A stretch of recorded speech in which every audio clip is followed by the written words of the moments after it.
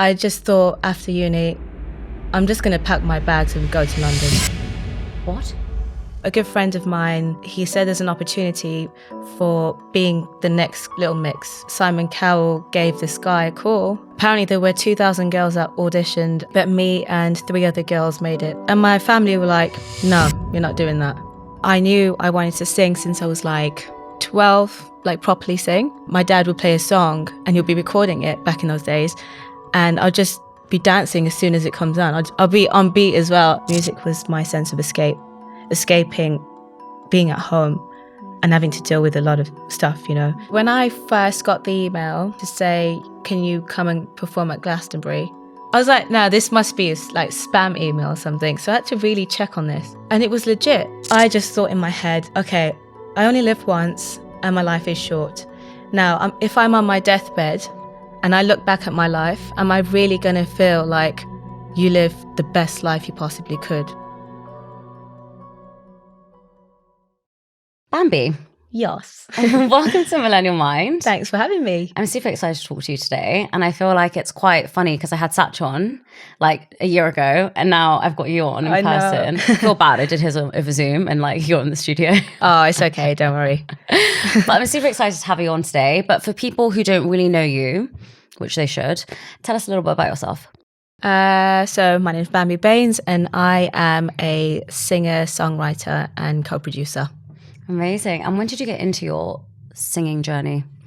I mean, it's been a whole journey. I knew I wanted to sing since I was like 12, like properly sing. Okay. Before that, it was, you know, it started from going into school assemblies and singing all those hymns and everything before we start the day.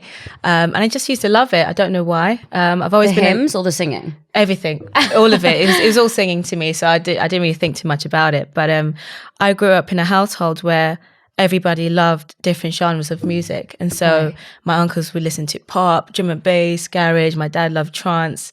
So, and obviously Bhangra music as well. Yeah. And I guess there's like videos of me from when I was 2 years old or something where my dad would play a song and he'll be recording it back in those days. And I'll just be dancing as soon as it comes on. I'll be on beat as well. No way. This little thing just bopping away. So my dad always says you've got this natural thing about you. But nobody thought I'd be a singer in my family. I guess it's not allowed either, being a brown woman. When you say it wasn't allowed, what do you mean?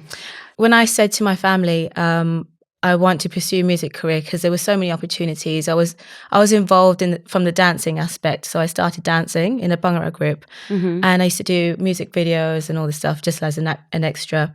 And there were opportunities where producers would hear me sing and wanted to take me on or wanted me to collaborate in a musical way.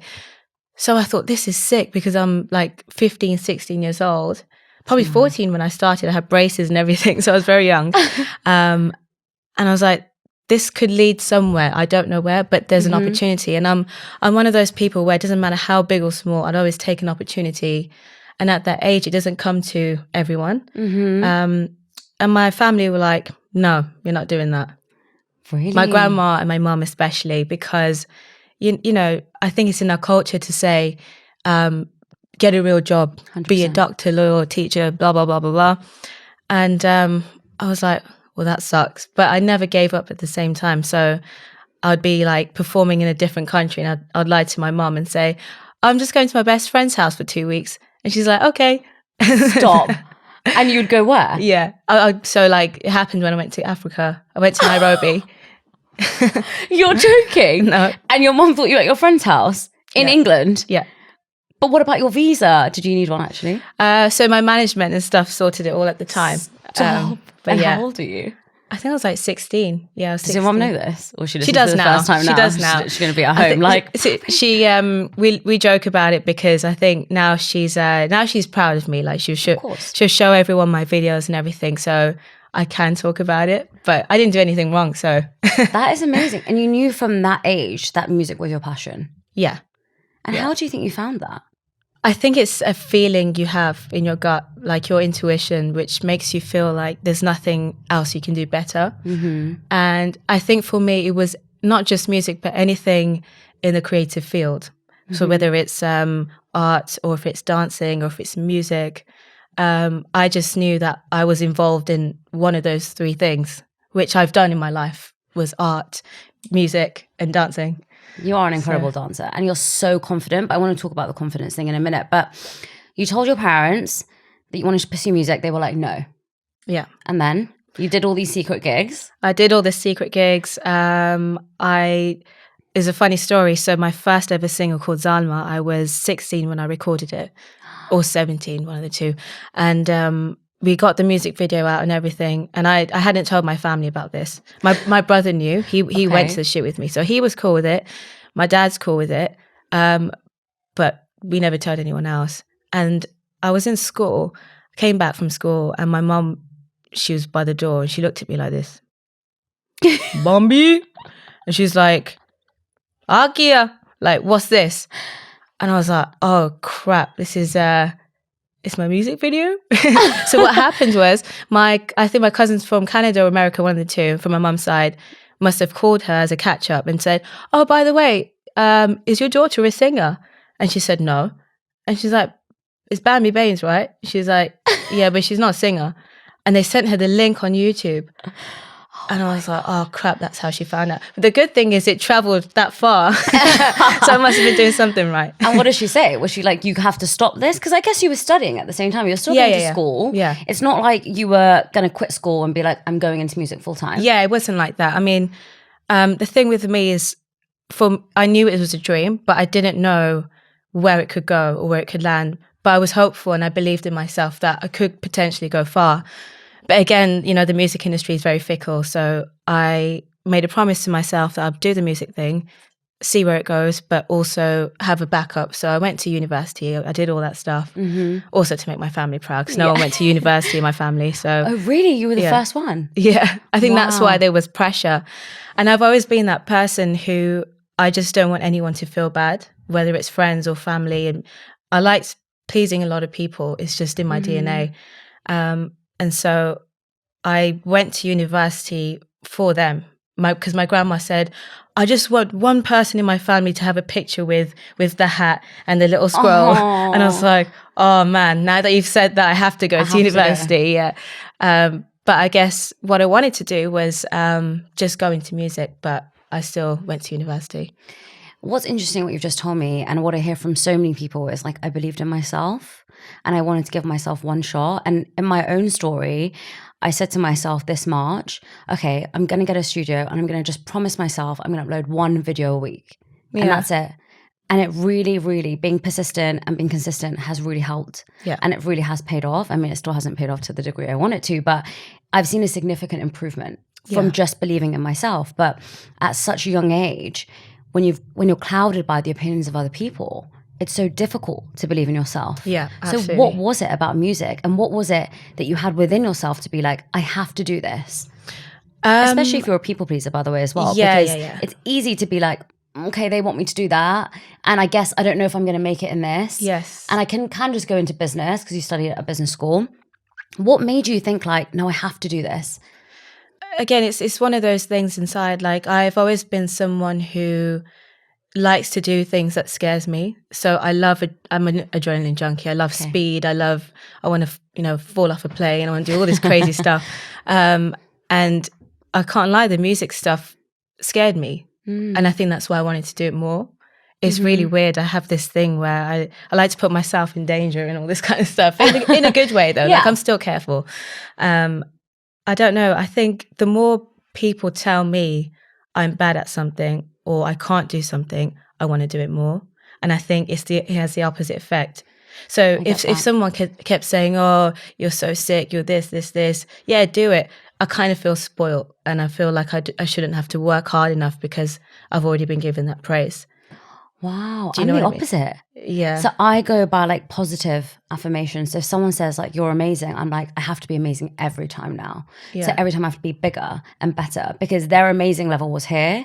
So now in order for me to like go here, that's going to be their new amazing level. Yeah. But some people do work in that way. And so many people I sit down on this podcast with say like, everyone told me I couldn't do it. And I wanted to like battle against that. Yeah. I think it's a sense of proving them wrong and also proving yourself right. that's what I think the psychology is behind it. But yeah, I mean, I'm glad I pulled I'm through. glad you did it. I glad I stuck to it. So you went to uni. Yeah. Tell me what happened when you finished uni. So your parents are happy. Your grandma's got that photo of you. It's still probably hanging in your living room. Yeah, it is indeed. Right in the middle. So I was going to go on to do a PGCE. So the backup plan was to be a teacher in the performing arts sector, whether it's, so I did art and design, Right. Performing arts. And so I would either be a teacher for that or music or dance or something. As long as I'm a teacher, my family would have been set. Then they'd be very proud and they would show me off. Oh, my daughter's a singer, not a singer, a teacher. So I was very close because I met my best friend in uni. And she was on the same course. She was going to do the same thing. And then something, I don't know what it was, we graduated and everything else. I just thought in my head, okay, I only live once and my life is short. Now, if I'm on my deathbed, and I'm going really deep, and I look back at my life, am I really going to feel like you live the best life you possibly could? Risk-free though. And that phase of risk-free scares me because I don't want to live in a world where it was like shoulda, coulda, woulda. Yeah. What if I tried it? I don't want that in my head. So I need to try it. And if it fails, that's cool. At least I tried. That would make me feel much better rather than living my whole life, very content, very settled, the same thing every day, 9 to 5, being married with kids and just not having something to live for, especially something I really wanted to do. That would make me feel like I didn't live well enough. And now tell me when you told your parents that. Yeah, I mean, I didn't tell them that, but when I just thought after uni, I'm just going to pack my bags and go to London. What? Yeah, I don't even know how or what made me feel like that. I guess it was that thought. There was something in me. I didn't know what I was going to do because I had no friends in London. I had no family, barely had any money because I just finished uni. Yeah. But I had an opportunity to audition for a girl band. How did that in London. come about? So a good friend of mine in the industry, he said there's an opportunity for being the next sort of little mix for Britain. And he got a call saying that Little Mix are, they're planning to do their final studio album and they're going to call it quits. So Simon Cowell gave this guy a call who was auditioning for the girl band and said, we need a female group to represent the UK. And I think they had Fifth Harmony at the time in the States, they had Little Mix here, but they needed someone else, had One Direction, all that stuff. Yeah. So I was like, okay, well, that's sick. That's something I could definitely try, but it's not in the Asian scene. So I was already releasing songs for the Punjabi market or the Asian market. But then I kind of took a break. I felt a bit lost. I was in uni at that time. But I said, I don't know how people are going to take this or what it's going to do. It might not even work out, but let's try. Again, taking an opportunity. Right. So apparently there were 2,000 girls that auditioned up and down the UK. Okay. But me and 3 other girls made it into the official thing. Oh my God. So yeah, at that time, I said to my mom, I'm sorry, I'm not going to be the teacher that you want me to. Okay. But just trust me. And you left? And I left. With money? A little bit, not enough to buy food and train tickets and all that stuff, but not enough to live, go out and all that stuff, which I never did anyway, to be honest. And so what I was doing was commuting to London every weekend. So I didn't officially move, but I was commuting. So I was with the girl band and our manager at the time they had like a warehouse in Biggin Hill. Okay. Right by the airport. Really dingy place. I don't even think it's legal to live there. So me and the 3 girls were living in one room with 2 bunk beds, no windows, just a light bulb. No way. And it was small. Like I literally felt like I was getting ill all the time because you're constantly each other. There's no breathing space. But we did that for a whole year. And there was a music studio upstairs, a dance studio upstairs. The bathroom was downstairs in the kitchen, a really small kitchen. And that was what it was. for the sake of a dream. Like, we didn't know if this was going to work out, but me and those 3 girls, we were like 21, really young, and we're just hungry, So we would wake up every day, get ready, brush our teeth, shower. With 4 people in one room? Four girls in one room, yeah. Mad. And I presume one bathroom, right? One bathroom, yeah. And then go straight to the dance studio, start rehearsing first thing in the morning, all day, and that was it. That was our life. And how did that transition to being a solo artist? So we auditioned for Britain's Got Talent. I did see that the other day for the first time. I had no idea. I was literally like, oh my God. But you were so confident even then. Like, you were just, from what I see of you, and I think what other people see of you, is like, you just knew that this was what you wanted to do because you can just see it in you from such a young age. You're not scared. Yeah. I feel like the confidence thing comes from the enjoyment of it. I think I enjoy being on stage and entertaining people. And I love just having bands and cracking jokes. Like, I'm not a serious artist, Yeah. Like, I like to have fun on stage, and it's like it's just in my DNA. Like, I never had an opportunity to train, because when I asked my mum for some money for singing lessons, she was like, no, I'm a single mum. I can barely make ends meet, which I understood. But like, if she had done that, it would have made me a much stronger artist, because singing, there's one thing having raw talent, and there's one thing perfecting that. But it's like going to school and learning. We went on to Britain's Got Talent, and that's when Simon Cowell called my manager and said, let's give them some exposure. So we went on to the show. We got through the first round, and then it was incredible. This was the first time we've ever performed in public as a group. And so that whole year we've been, singing, training our lungs, dancing, making music as well, like making our own music, but we'd never performed anywhere. So nobody knew about us. I mean, we were called the Mysteries. So we went on to Britain's Got Talent, and Simon Cowell said we were the best singing band on the show that they've had. All of the judges loved us. The crowd loved us. There were pages being made about us. We were on Lorraine, ITV. We were doing all these interviews and everything. So it was just a really sudden thing, like from living in a dingy place to, with a dream, and just slowly accelerating. So we did our second show. So we got to the semi-finals. That was the second part of it. And everyone loved us. We didn't get through after that, but it gave us enough exposure. So the plan was, after that, was to get a deal. Right. And so we were auditioning for, it was Island Records. I think it was Sony as well. There's quite a few. I can't remember the rest.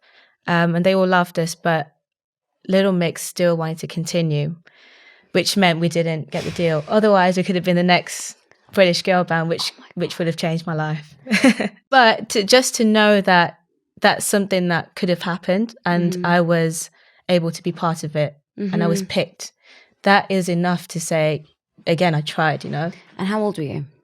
At the time, I was 21. You're 21. Yeah. So I'm just thinking from your perspective, you always known you wanted to be a singer. Your mum said no. You've moved to London. You've worked so hard. And actually that dream has come true, because you're singing in, and I watched that audition, by the way, because I told someone I was interviewing you. Yeah. And they said, oh, did you know that she was on X Factor? So I was like looking at X Factor, and then I found it was Britain's Got Talent. Yeah. So for God's sake. Went on Britain's Got Talent, saw that. And I just thought how mad it is to stand there on stage with thousands of people. Like, it's crazy. Yeah. And then to get that dream, and then to go audition for all these companies, and then to not get it. How did you deal with that? How did you not give up at that point? I think I'm very used to being rejected in a lot of ways. Okay. So I feel like I'm numb to rejection in a way. So it doesn't really affect me. I'm like, it is what it is. What can I do next? Why'd you say that? Just because, it's human nature for you to not always get what you want, even when you have high expectations, especially, and you have to be geared up for that. So yes, I can have this dream and whatever, and it could be leading into the right direction, and I've got all my hopes up, but then I have to be very wary that it could also be taken away just like that. So like, it's not me being negative, it's me being realistic. And I feel like sometimes if you expect too much, you are going to be disappointed sometimes. So you got to stay hopeful, try your best, but also know that nothing's guaranteed, especially in music. It's so fickle. And are you like that with everything? Or just with your career? Yeah, I think mainly my career. But I feel like where I am in my life right now, I'm pretty settled because of the people I have in my life, whether it's friends, family, my partner, even like my team in my music. I feel like I could never feel rejected from them. So I feel I have stability in my life in that sense. Right. But where I could or could not go in my music, I have no control of that. That's up to the listeners and the people supporting me. It's interesting you say that, because I think a reflection I've had recently is, I think my upbringing was, my parents made me very tough in terms of, you've got to be really independent from a young age. But because of that, I think there's good and bad things. I think the good thing is I am super independent. I don't rely on anyone. Yeah. The bad thing of that is like, I always think I don't need anyone. Yeah, I have the same thing. Right? Yeah. And when you were saying that, I was like, I feel a big similarity there, because it's like, I love them that they're there and this is amazing and this is great, but it could be taken away from me at any moment. Yeah. And I feel that about everything. And I feel like I can't get attached to too many things. Yeah. Too much. Because I have been in a position where, for example, I lost someone I love, like my grandma. And after that, I think that made me feel even more like, I can't be close to anyone. Yeah. And that wall breaks down a lot. But if I think about it, like when you're telling me that, I'm like, oh, that touched a nerve with me, because I'm like, I feel the same way. Like you can't be too attached to something. That doesn't mean I'm not really emotional though when I don't get something. Yeah, no, of course. I mean, it's kind of like trauma, right? So right. I guess for me, like, not to get too deep, but I learned this like in a psychological way as well. Like my dad left when I was 5, and so I didn't really understand what that was, but I had a very rocky childhood. Like it just didn't make any sense to me. Of course. And I feel like that is what led me to want to do music as well, because music was my sense of escaping being at home and having to deal with a lot of stuff, you know. So even at school, when I was in school, I used to stay till really late. I would try and do whatever class I could just to stay away from home because I wanted to be away. And that's why I feel like I'm also independent. Like I'm not used to being around people all the time or asking anyone for anything. Yes. I hate asking people for stuff. I never do that. And I think it's because I've never really had that in my childhood. Like I could never just call my dad and be like, oh, can I borrow £100 or do you want to take me out? Like we never had that relationship. A lovely guy, by the way, love him to bits. It just didn't work out with him and my mum. And my mum was always at work. So it was just me. What about and your I'm used to it. Sorry? What about your siblings? My siblings they're 10, 11 years older than me. So they were more like my parents. Okay. And so they would have been around 15, 16 when my dad left. So they were out being teenagers. Harder for them because they're teenagers dealing with that, but less so for me because I don't understand what's going on. And so they weren't really there. So I'd spend a lot of my time with my grandma and watch Bollywood films and all that kind of stuff. So yeah, I'm just used to being alone, but I love my own company. I love, even now, like I love being by myself. Same. When I go shopping, I don't want to go with anyone. Yeah. You know, I don't get it when people are like, should we go shopping together? I'm like, I never understood it. Yeah, same. But I mean, it's cool, like if you're with your girls and everything, but I just don't have that same feeling. Same. But I'm cool with it. And do you have like one best friend? Yes. Oh, you do? See, I don't. It's so interesting. My friends are going to be watching this. Like, how dare you say that about me? Like, I can't believe you're not saying that. I know people are going to message me. You can have like 10 best friends. Like, what? Yeah, literally. But I feel as well, in that sense, when I see like, okay, this is such a stupid example, but you know, Kylie Jenner and Jordan, do you remember they were like best friends? Yeah. I couldn't have someone like that who lived with me, who did everything with me. No, I couldn't have that. No. And I sometimes think it's because I just love being by myself. Yeah. That if someone is so close to me, I'm a bit like claustrophobic. I feel I'm like not that, like that in a relationship. Yeah. But with same. friendship, I am a bit like that weirdly. But it is, I think, so much from our childhood translates into our adulthood. Does that make sense? Right? Absolutely. Because when you're a kid, you're a sponge. So you're absorbing everything that's going on around you, and especially from your family, right? So your parents are your biggest examples. And I feel like, I mean, for me anyway, what they taught me had so much to do with how I think now. Yeah. A lot of it is trauma. A lot of it is being abandoned. A lot of it is so many things, but has made me so strong. And I think that's why I love doing dangerous things. I love doing things that scare me. Yeah. I love taking risks and doing things that normal people wouldn't do, because I feel like I've got nothing to lose. That makes so much sense. So you were in a girl band. How do you transition to a solo artist? So after the girl band, Well, tell me actually after the Island Records, when you guys didn't get that. We were obviously all down. But I guess it's something that it was kind of needed as well, because we're so young, we're so excited. We still had so much to learn. But after that, one of the girls fell pregnant. So I think that would have made things hard anyway, especially if you're starting out and we're all 21. After that, I was the one who called in. I spoke to the girls first and I said, look, girls, I love you all to bits. I've really loved our journey and my time with you. I just feel like nothing's moving right now. And I wasn't getting paid. It's not like it was a job. So I need to live, I need to eat. I need to bring food to the table and all this other stuff. So they said, that's fine. Like, they all felt the same way, but nobody said anything. And so I said to them, you guys don't worry. I'll call our manager and I'll be the first one to say, I want to go separate ways.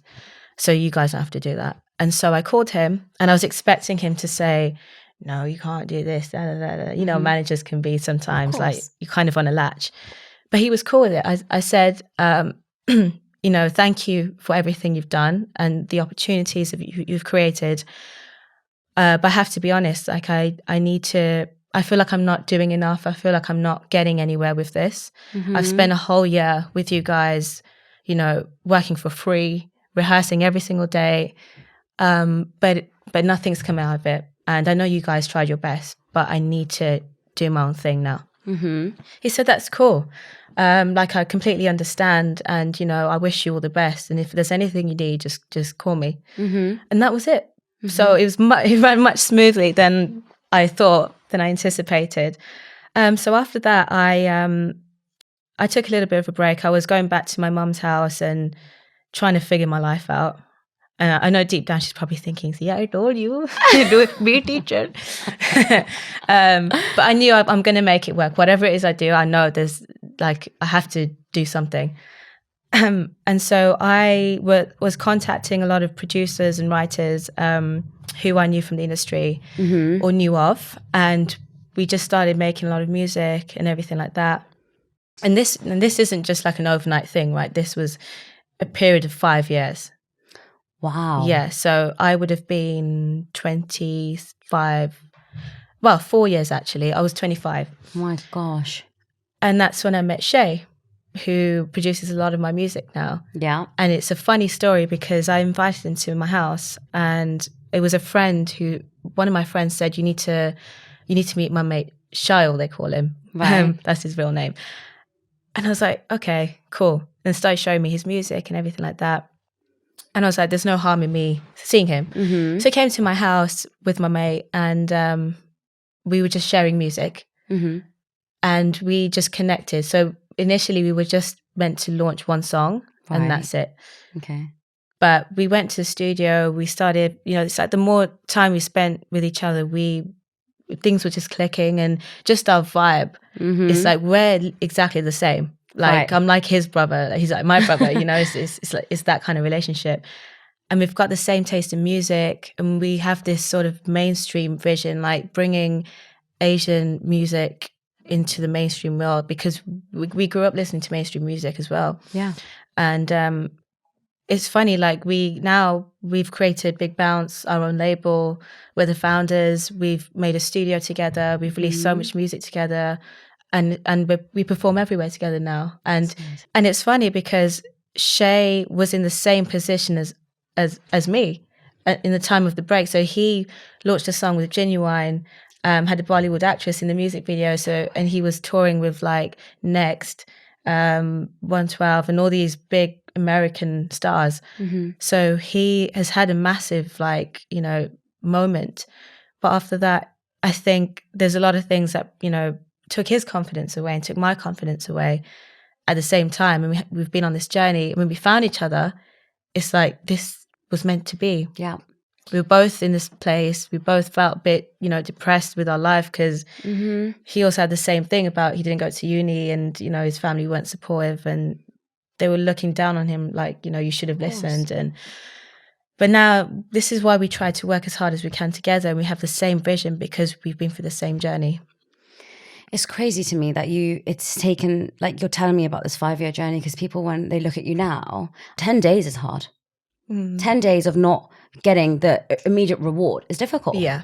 Right? And someone the other day, and I did a Q&A, and someone said, how do you stay consistent when you don't get an immediate reward? And I was like, nothing in life that is worthwhile is going to get you an immediate reward. You have to set small milestones for sure. Like you have to break your goals down and set small milestones. But that's not going to happen every day. And there's going to be one, and especially in this industry, one day you'll get some amazing news. Yeah. And the next day you'll get some crap news. Yeah. And what's been the hardest thing for me since leaving my corporate job is, in my corporate job, anything I got with a podcast that was like a win would be like a massive win. Because I'd be like, it's an addition. And every time I didn't get something, I'd be like, oh, it's all right, it doesn't matter. It doesn't really impact me. Yeah. Now every win is like survival for me. I'm like, I need that. I'm so like, hallelujah, like it's a relief. And every rejection is like a stab in the back because I'm like, oh, that was so hard, you know? Yeah. And that's the hardest transition for me. But in terms of like how you went through those 4 years and not giving up and going to meet all these people and still having that hope, how did you manage that? It's a funny one because I sometimes ask myself this, like normally, well, in my industry, for example, I've seen a lot of girls, which there aren't many of anyway, come through, have a great song, but then they're gone. Yeah. It's like there's no consistency. That I don't know where they've gone. I used to think, like, why do people make music, release it, really, really good music, but then that's it. Like they just disappear. And I've realized it's because I'm in the industry and I know what it's like and how easy it is to be like, I'm just going to call it a day now. You know, don't get me wrong. Like there has been many times where I've cried. I'm like, I don't want to do this anymore, man. This is too much. It's not going to get anywhere. And you know, that negativity is just, it was absorbing me so much at one point. But yeah, I don't really know why I haven't given up. Maybe I'm just not that person. I've got a lot of people to prove wrong, maybe. Yeah. Who knows? And having people around you, I think, is really, really important. And especially since your journey, since you've grown, obviously you've got a lot of traction with Britain's Got Talent. And generally now I feel like everybody knows you. And it can be overwhelming at times to make new friends and to meet new people. Yeah. Have you still got those same people around you from the beginning? And how do you trust people now? I haven't really got the same people from the beginning. Okay. Which kind of sucks because sometimes it's nice to have people that you've known from day one who are still there. But again, there's a reason for that, right? People naturally filter out people in your life based on like where your journey is going. For sure. So I think it's just human nature. Sometimes relationships or friendships or whatever it is, it's not aligned. Some people might get jealous. Some people might think you've changed, which I feel is not a bad thing because who wants to be the same person they were like 10 years ago? We as human beings, we should be constantly developing in a better way, not in an arrogant way, but, you know, it's self-development. But some people, they don't like that, especially when they've known you for so long. And I feel like it's a jealousy thing a lot of the times. But yeah, like now, it's like a detox. Like the people who were not meant to be there are not there. And I'm cool with that. Like I love everyone to bits. There's no animosity or I don't hold grudges. It's just not meant to be. We're all in different lanes. But the people I have now, like they genuinely want to see me win. Genuinely. Even if, you know, I was a superstar and they weren't or whatever, I know they would still be clapping for me because I have a good judge of character. Like I know when someone really means it and when someone's just saying it because they want to be nice to you. Oh, for sure. I say this, and I think every podcast now, my podcast name should be this. It's Energy Doesn't Lie. Yeah. And when you meet someone, you know when they're like, I've listened to your music and I really like you. Or it's like, yeah, you're doing well. Or they don't mention anything. Yeah. And I always feel that like no one can pinpoint that feeling. And people always say to me like, yeah, but how do you know? And I'm like, I just do. You know, man. It's your gut, isn't it? It's and like a feeling. Yeah. And especially now you're going to all these events and you always meet people. You know the people that are just talking to you for one particular reason. And you know the people are talking to you because they're genuinely happy to meet you and genuinely happy to see you. But I want to talk about Glastonbury. Mm-hmm. You were the first female Punjabi singer to ever perform at Glastonbury. I think even the first probably female Asian. We don't know that as a fact. I don't know that. I don't know. But I think so. I haven't seen anyone in the Asian space perform. Tell me about that experience. So when I first got the email to say can you come and perform at Glastonbury? So I was booked to perform in Kenya on the same date. Right. And I was like, oh crap, 2 really great gigs, but Glastonbury, bruv. Literally. I was like, no, this must be a like spam email or something. So I had to really check on this. And it was legit. So I sent it to my management and I had a chat with them. I was like, so we've just been booked for the gig in Kenya, but we've got Glastonbury. What do we do? Because it's been confirmed on the other side. And they're like, Bambi, it's Glastonbury, bruv. We need to do this. I was like, okay, cool. So then, and anyway, they handled the other gig or whatever. Mm-hmm. But Glastonbury was definitely a pinch me moment. It was so surreal, and I don't think it even hit me. Like, even though I knew about it for like a month or 2 that I was performing Glastonbury, I didn't tell anyone. I just kept it to myself. But I also didn't feel like it was real. Like, I wasn't excited about it because it was just surreal. Mm-hmm. Until I hit the stage. I was on the stage just about to perform, and all of a sudden I nearly had a heart attack. I was like, oh my God, Bambi, you're at Glastonbury. I was like, oh, I'm just about to go on stage. But honestly, it was just nice to feel like I'm being recognized as an Asian talent on a stage like that, which can be predominantly a white crowd. So sure. It's really nice to see that people are loving my music from all cultures, and I'm all about diversity. For sure. Like, you know, where I'm from, where I'm born and bred, to the schools I've been in, to who I surround myself with. I don't stick to a particular culture, and neither do I stick to a particular sound. Right. I'm all about diversity. So when people ask me, what's the kind of crowd you want to be singing to?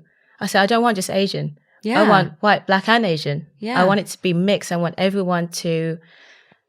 For me, it's unity, you know, and that's exactly what I experienced at Glastonbury. All cultures loving my music. Like 90% of them didn't know who I was. So it was a bit of a scary moment because it felt like an audition. It's like I'm there to prove to everyone why I should be on this stage. And you proved them right, and everyone loved it. Like. It was a beautiful day. It was surreal. And Glastonbury in itself, like if you haven't been there, you have to go. I've been. You've been? Mad. Yeah? It's absolutely mad. So anyone watching this, you have to go. It should be number 1 on your bucket list. I can't even explain. It's like a dream, right? It is. It's a dream, I think it's dreamland. If you don't know about Glastonbury, you have to fight to get the tickets. Yeah. So to be able to perform there, I think is crazy. Yeah. And if I'm honest, like when I watch you on stage, you are so different sitting on this couch. Like you are literally, you have such a strong stage presence. And I love that. I think that is so powerful. And I think so many people tap into that. And that is who you have to be a good performer, right? Yeah. But speaking to you today, you're just so humble. You're so softly spoken. You're so kind. And I really want to thank you for being so open with me, because I know that some things that we talk about on this podcast are hard to revisit. But I think watching you succeed and watching you grow is just phenomenal. And I know loads of people watching and listening to this love your music, and I love your music too. So thank you so much. Thank you. Thank you. Hey everyone, thank you so much for listening to this podcast. Wherever you're listening or watching, if you could press the like, follow and subscribe button, it would mean the world to me.